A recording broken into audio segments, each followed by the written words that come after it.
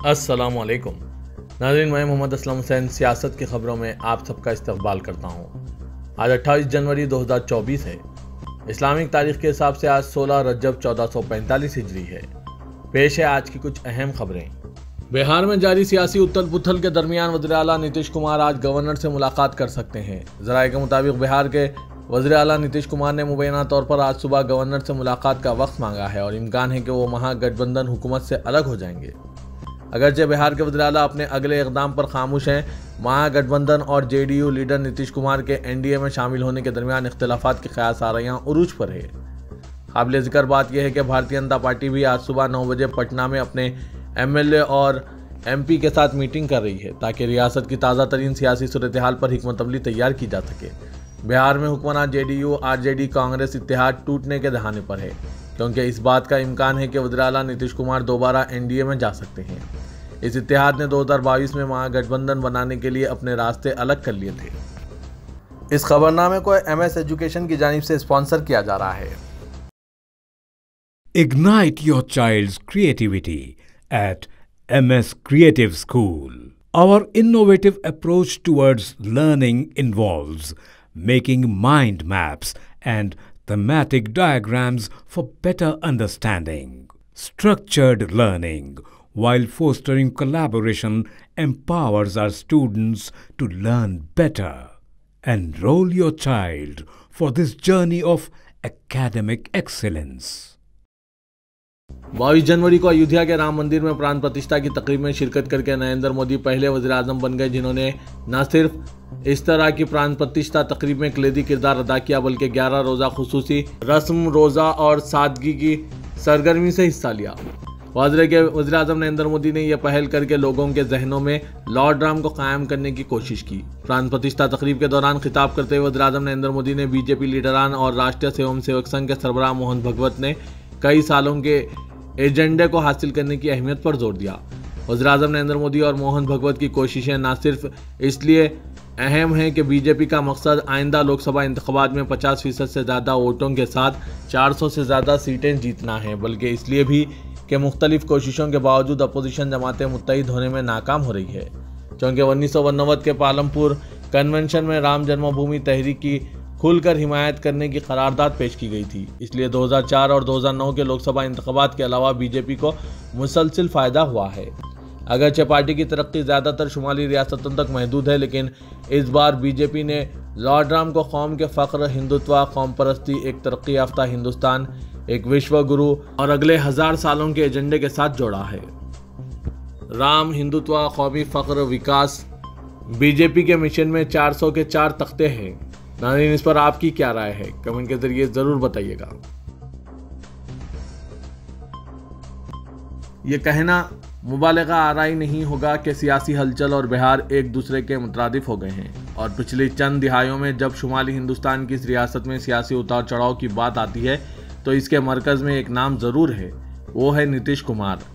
इस बार किसी ने सोचा भी नहीं होगा कि नीतीश कुमार फिर से पलट जाएंगे।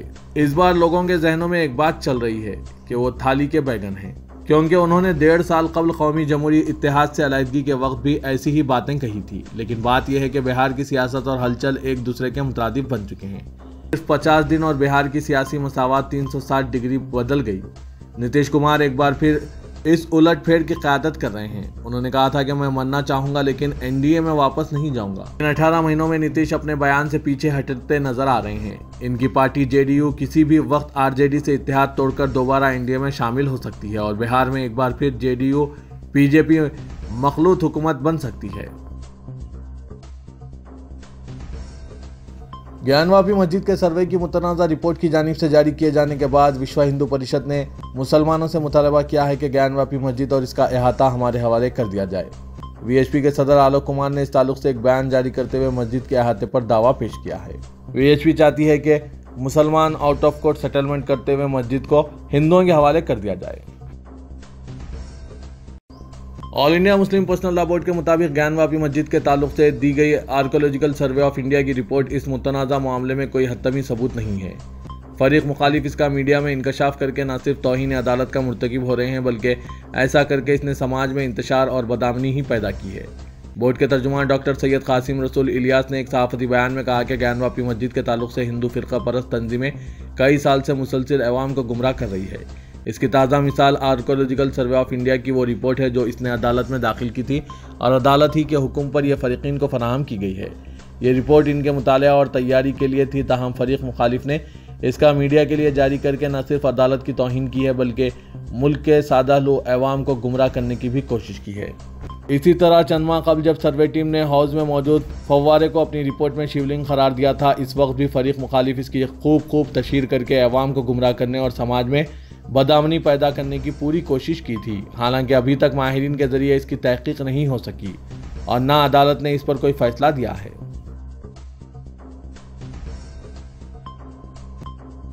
अखिल भारतीय संत समिति के जनरल सेक्रेटरी स्वामी जितेंद्र आनंद सरस्वती ने वादा किया है कि वो उस वक्त तक अनाज नहीं खाएंगे जब तक वह वाराणसी में ज्ञानवापी आज़ाद नहीं हो जाते। वो इस वक्त तक सिर्फ दूध पिएंगे और फल खाएंगे। संत समिति एक ऐसी तंजीम है जो मठों और मंदिरों के लिए काम करती है। सरस्वती ने कहा, ASI के सर्वे रिपोर्ट ने वाजे कर दिया है कि ज्ञानवापी एक मंदिर था। इस तस्दीक के बाद मैंने ज़ाती तौर पर यह अहद कर लिया है कि जब तक काशी में ज्ञानवापी को आज़ाद नहीं किया जाता मैं अनाज नहीं खाऊंगा। एक ऐसे वक्त जब बिहार के chief minister Nitish Kumar BJP की सिमत बढ़ रहे हैं, RJD सरबराह लालू प्रसाद यादव ने कहा कि वो नीतीश कुमार को NDA इत्तेहाद के साथ आसानी से हलफ लेने नहीं देंगे। Deputy chief minister Tejashwi Prasad Yadav और RJD सरबराह लालू प्रसाद यादव ने कहा कि वो नीतीश कुमार को इतनी आसानी से हलफ लेने नहीं देंगे। सहाफ़ियों से बातचीत करते हुए तेजस्वी ने इदा किया कि इन्हें मुनासिब तायद हासिल है और सबसे बड़ी जमात की हैसियत से इन्हें हुकूमत तश्कील देने का मौका मिलना चाहिए। उन्होंने कहा कि मौका ना देने की सूरत में RJD राजभवन में धरना देगी। लालू प्रसाद यादव ने इदा किया कि इनके पास अक्सरियत है और वो नीतीश कुमार के इस्तीफे के बाद अपने पत्ते खोलेंगे। बिहार की सियासी रस्साकशी के दरमियान ऑल इंडिया मजलिस इत्तेहादुल मुस्लिमीन के सरबराह असदुद्दीन ओवैसी का एक वीडियो वायरल हो रहा है जिसमें उन्होंने बिहार के वज़ीर-ए-आला नीतीश कुमार पर तनकीद की। असदुद्दीन ओवैसी ने अपने एक पुराने बयान को रीट्वीट किया है। इसमें वो कह रहे हैं कि नीतीश कुमार कभी वज़ीर-ए-आज़म मोदी को 3 तलाक कह देते हैं तो कभी तेजस्वी यादव को 3 तलाक कह देते हैं। इनका कोई ठहराव ही नहीं है, वो कब पलट जाए पता नहीं। बिहार की मौजूदा सियासी हालात पर असदुद्दीन ओवैसी ने तंज करते हुए कहा कि नीतीश कुमार और नरेंद्र मोदी की आशिकी बड़ी मजबूत आशिकी है। उन्होंने कहा कि बिहार के अवाम ने भी कहा था कि आप अलायंस के नाम पर जिसे वोट दे रहे हो, इस अलायंस के लीडर नीतीश कुमार एक दिन वज़ीर आज़म नरेंद्र मोदी के साथ मिल जाएंगे।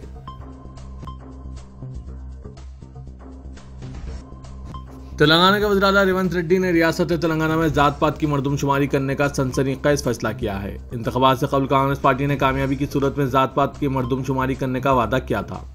चीफ मिनिस्टर रेवंत रेड्डी ने आज सेक्रेटरीट में BC, अक़लियती और कबायली बहबूद के महकमा जात का जायजा इजलास मुनक़िद किया और ओहदेदारों को जात पात की मरदमशुमारी के लिए ज़रूरी इक़दाम करने का हुक्म दिया।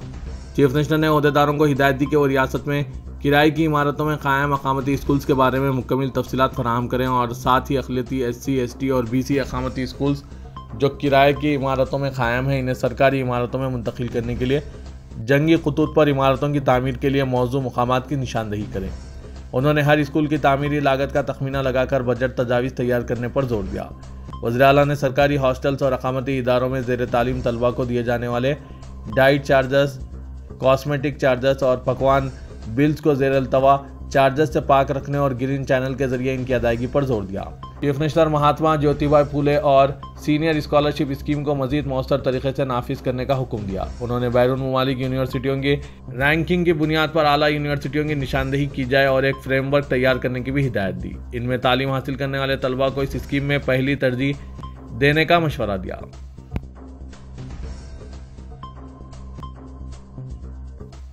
तेलंगाना बीजेपी के सदर मरकजी वजीर जी किशन रेड्डी ने कहा कि तेलंगाना में पार्टी ने लोकसभा इंतखाबात की तैयारियों का आगाज कर दिया है। एक हफ्ते में पार्टी उम्मीदवारों का ऐलान कर दिया जाएगा। मीडिया से बात करते हुए जी किशन रेड्डी ने कहा कि तेलंगाना में बीजेपी काफ़ी मजबूत ताकतवर है। बीजेपी के वोटिंग तनासुब में गैर मामूली इजाफा हुआ है। 2018 में बीजेपी का सिर्फ एक रुकन असम्बली मुंतखब हुआ था। इसके बाद 1 साल बाद मुनक्किद हुए लोकसभा इंतखाबात में बीजेपी के 4 अरकान पार्लियामेंट मुंतखब हुए थे। वज़ीर-ए-आज़म नरेंद्र मोदी पर तेलंगाना के साथ मुल्क के अवाम की उम्मीदों में इजाफा हो गया है। 2023 के इंतखाबात में बीजेपी के 8 अरकान असम्बली मुंतखब हुए। 19 हल्कों पर बीजेपी दूसरे नंबर पर रही और साथ ही बीजेपी कि वोटिंग तनासुब में ज़बरदस्त इजाफा हुआ है। तेलंगाना में बीजेपी के टिकट पर मुकाबला करने के दावेदारों की तादाद में इजाफा हो गया है। जनाब आमिर अली खान न्यूज़ एडिटर सियासत ने इन्हें तेलंगाना के रुकने कानून साज कौंसल बनाए जाने के फैसले पर रद्दअमल जाहिर करते हुए कहा कि वो अल्लाह रब्बुल इज़्ज़त का शुक्र अदा करते हैं कि अल्लाह ने इन्हें कौम व मिल्लत की खिदमत के लिए मुंतखब किया है और इस जिम्मेदारी के साथ इनकी ज़िंदगी के एक नए और कठिन सफ़र का आगाज़ हुआ है। उन्होंने मुसलमानों से ख्वाहिश की कि वो इनकी ज़िंदगी के इस मरहले में भी कामयाबी के लिए इनके हक़ में दुआ करें ताकि इन्हें दी गई जिम्मेदारियों के साथ वो इंसाफ कर सकें। जनाब आमिर अली खान ने बताया कि इनसे जब कांग्रेस आला कमान ने रियासती काबीना में मुस्लिम चेहरे और नुमाइंदगी के सिलसिले में तजावीज़ तलब की तो उन्होंने चंद नाम दिए थे, लेकिन पार्टी हाईकमान ने पार्टी से ताल्लुक़ रखने वाले कायदीन के नामों का जायज़ा लेने के बाद इन्हें कानून साज कौंसिल की रुकनीत की पेशकश करते हुए कौम व मिल्लत की खिदमत का मशवरा दिया। उन्होंने बताया कि जब इन्हें यह पेशकश की गई तो उन्होंने इससे इनकार नहीं किया और इसे कबूल करते हुए अवामी ज़िंदगी में नए सफ़र का आगाज़ करने का फ़ैसला किया। जनाब आमिर अली खान ने बताया कि अल्लाह ताला ने इन्हें जो जिम्मेदारी दी है वो इंतहाई अहम है। वो अल्लाह का शुक्र अदा करने के अलावा दुआगो हैं कि अल्लाह इन्हें इस ओहदे की जिम्मेदारी को पूरा करने की ताकत व क़ुव्वत अता करे। नौ मुंतखब रुकने कानून साज कौंसिल ने बताया कि वो कांग्रेस आला कमान, governor Telangana doctor Tamilisai Soundararajan, chief minister Telangana Revanth Reddy के अलावा रियासती वज़रा और दीगर कांग्रेस कायदीन के भी मशकूर हैं, जिन्होंने इस नए सफ़र के आगाज़ में इनके शाना बाशाना रहे। उन्होंने कहा कि रुकने कानून साज कौंसिल की हैसियत से वो मिल्लत के मजलूम अफराद की नुमाइंदगी और तेलंगाना के मुसलमानों के साथ साथ दीगर तमाम तबक़ात से ताल्लुक़ रखने वालों के मसाइल के हल के सिलसिले में हुकूमत से नुमाइंदगी को यकीनी बनाते हुए इनके मसाइल को हल करवाने में कोई कसर बाकी नहीं रखेंगे। बीआरएस के वर्किंग प्रेसिडेंट केटीआर ने बीआरएस के कायद शेख अब्दुल्ला सोहेल के साथ यूसुफगुड़ा तक jubilee hills party office Telangana भवन तक ऑटो में सफ़र किया और अक़लियतों के मसाइल पर बातचीत की। दरअसल केटीआर ने पार्टी के अक़लियती कायदीन का इजलास तलब किया था। असेंबली हल्के जुबली हिल्स में एक इजलास से खिताब करने के बाद वो ऑटो में तेलंगाना भवन पहुंचे। शेख अब्दुल्ला सोहेल ने अक़लियतों के मसाइल से केटीआर को वाकिफ़ कराया। कांग्रेस के सिर्फ 50 दिन की हुकूमत में अजला संगारेड्डी और नलगुंडे में अक़लियतों पर हुए हमलों की तफसीलात और कशीदगी से वाकिफ़ कराया। रियासती काबीना में मुस्लिम नुमाइंदगी को नज़रअंदाज कर देने की शिकायत की और यह भी बताया कि कांग्रेस हुकूमत आहिस्ता आहिस्ता अक़लियतों की तायीद से महरूम हो रही है, क्योंकि कांग्रेस हुकूमत ने अक़लियतों से जो वादे किए थे इनकी पेशरफ्त के लिए अभी तक कोई ठोस इक़दाम शुरू नहीं किए गए।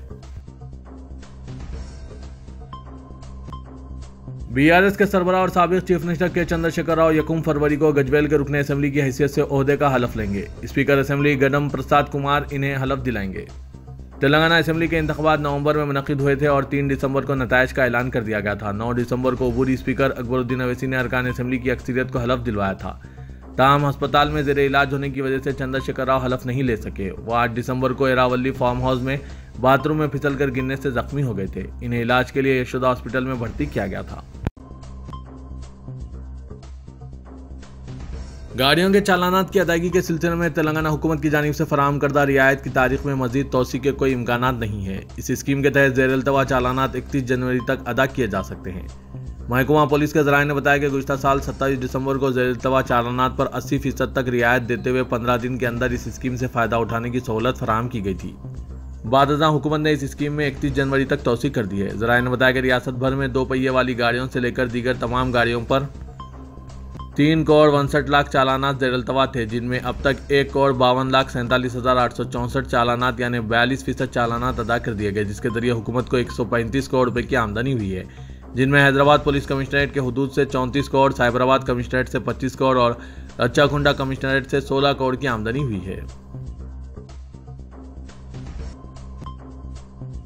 तेलंगाना के वज़ीर आला रेवंत रेड्डी की जानिब से अवाम के लिए खुशखबरी दी गई है कि अवाम राशन कार्ड के हुसूल के लिए फरवरी के आखिर तक मी सेवा सेंटर्स में दरख्वास्त दाखिल कर सकते हैं। यहाँ इस बात का तस्करा ज़रूरी है कि हुकूमत की जानिब से प्रजा पालना प्रोग्राम के दौरान 5 गारंटीज़ के लिए दरख्वास्तें कबूल की गई थी।